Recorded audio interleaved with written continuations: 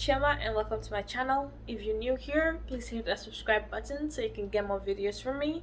And if you're a returning subscriber, welcome back. So today I'm going to be talking to you about 5 apps that are useful for going into college. Most of my videos are geared towards prospective college students, people who are going to college in the next semester or the next year. So if you'd like to see more videos on that topic, please look into my channel and I have more videos. I have a playlist of called Everything College. Check that out, and I will be making more videos based on your requests. So if you have any video ideas that you would like to hear my opinion on, please leave that in the comment below. So let's get right into today's video. Okay, so the number one app that I think is very useful, because obviously everything is mostly online now, and buying online textbooks is like a given at this point, except you really like to have the in-hand books, which I would advise that you rent or you buy like used books, because to use so much money on paper books is like, it's just not my thing anymore. I used to do that, it's just not my thing anymore. So for textbooks, and to have your textbooks in one place, I use Vital Source Bookshelf. Just think about it as a virtual bookshelf where you have all your books there. So I would buy my textbooks, download it, and then save it into the shelf. So that helps you to have all your textbooks in one place. You just open the app, you go into whatever textbook you want to go into, and some of the features include flash cards. You can make flashcards in the app. You can also make notes in the app. You could highlight in the app. There's in-text search, and then there's text-to-speech feature, which is that you could type in whatever word you're looking for. First of all, that's the in-text search, and it will bring out that like a list of where those words are in that textbooks. That way, if you're studying for a specific subject, or for example you're doing pharm and you're looking for beta blockers, so anything that has to do with beta blockers will be listed out, and then you can go in and learn specific things about beta blockers. And also the text to speech feature is when the textbook can read itself to you. I mean, that is very helpful, and I really recommend it. It's easy to navigate, it's not that hard. So for me, it's one of the best things that I have.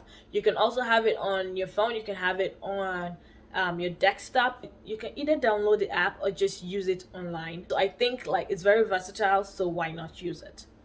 Depending on your major, I think Grammarly is a very, very good investment. Grammarly will help your papers sound more academically sound.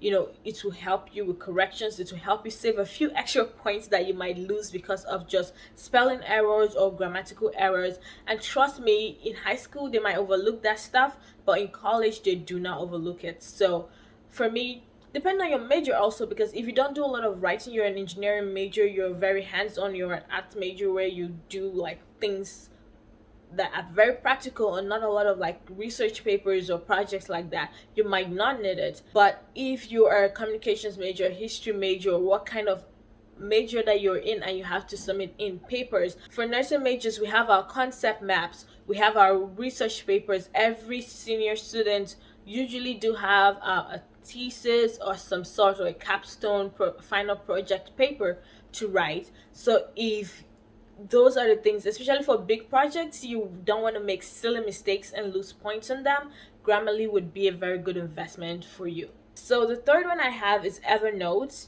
You can use this to take notes. It's like an electronic like note-taking app. You can use it to take notes, you can use it to record, you can use it to take pictures.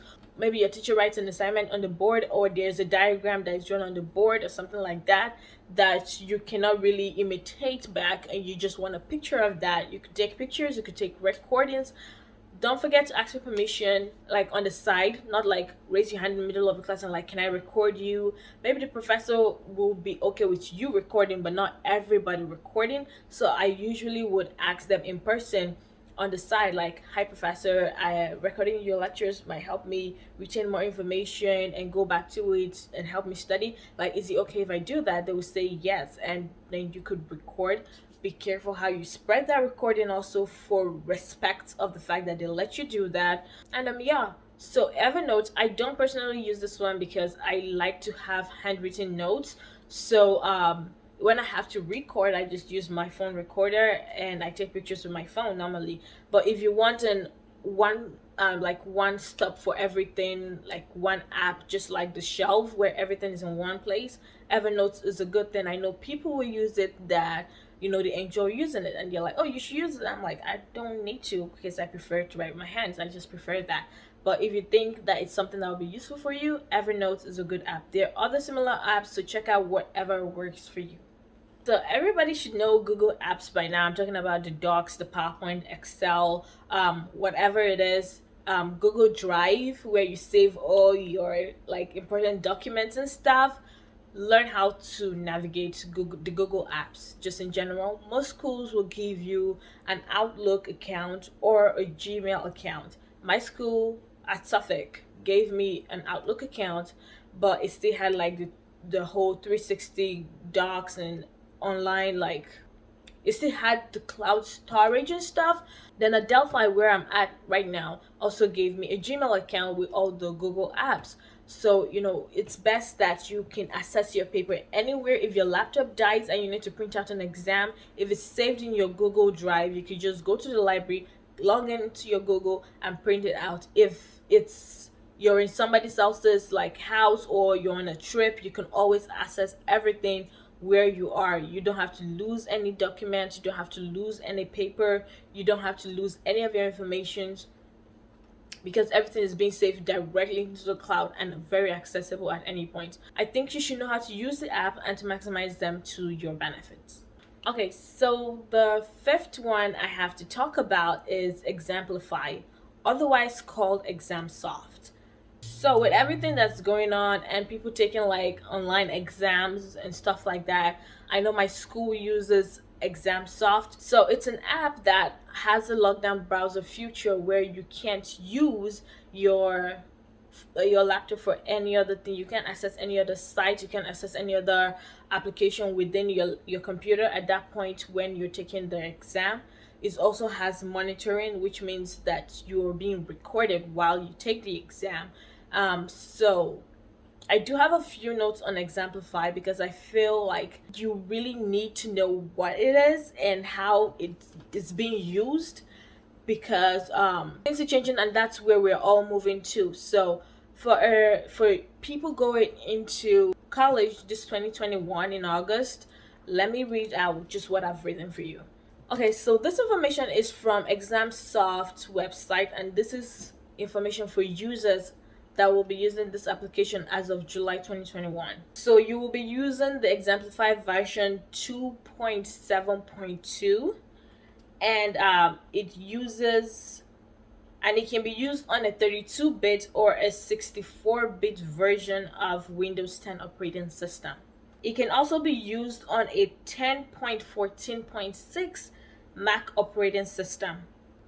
Okay, so it does not support touch screen input devices, so which means you can't really use an iPad to take an exam with Examsoft. You might need to connect it to a keyboard because it's not going to use touchscreen input. So even if your laptop is touchscreen, you have to make sure that your keyboard is also working and your keyboard is functioning properly and you can use it for the exam. So your device has to have an internal camera and microphone or an external USB connected camera. So it's not going to use any virtual cameras or microphone. It has to be something that comes with the laptop or your desktop that you're connected to, like those webcams that people hang on their desktop. Okay, and the screen resolution of your device should be at least 1280 times 768 and your laptop processor should be at least i5 or greater. So I would make sure that whatever laptop or device I'm buying for the semester has all those features. And if you don't really understand what I'm saying, I mean, I'm gonna be putting like a subtitle as I'm saying it so that it's easier for you to get what I'm saying. But if you feel like you need more information, go to Exemplify's website and check it out. So I've talked about how to take notes, where to keep your textbooks. I've talked about how to save your devices and like how to make sure that your papers are coming out right. So all these 5 apps I've talked about are very essential, though very needed in college. And I hope that you find them very useful. Anyway, I do have the bonus app I want to talk about. Now, not everybody that might come across this video will end up going to Delphi. So the bonus app is whatever app your school recommends. And at Delphi, we have the AU to Go app that has a bunch of features. I mean, you have like the map of the campus, you have your schedule, you can check your grades in it, you could do your COVID check-in, weekly check-ins, you could see events on campus. It has a whole pack of things in it, and it's a mobile app, so it's like the best thing ever. So if you're going to Delphi, I would say download the AU to Go app. And if you're going to wherever other school you're going to, ask your orientation leader or your admission counselor, like, what is the app that the school recommends that helps students navigate better. So check that out, and that's all I have for this video. I hope you guys have found something valuable from it. And if you enjoyed this video, please give it a thumbs up. That way more people get to see it. And if you have any questions, please leave them in the comment down below. Hit that subscribe button if you haven't already, and that notification bell so you can get more videos from me. And I'll see you in the next one.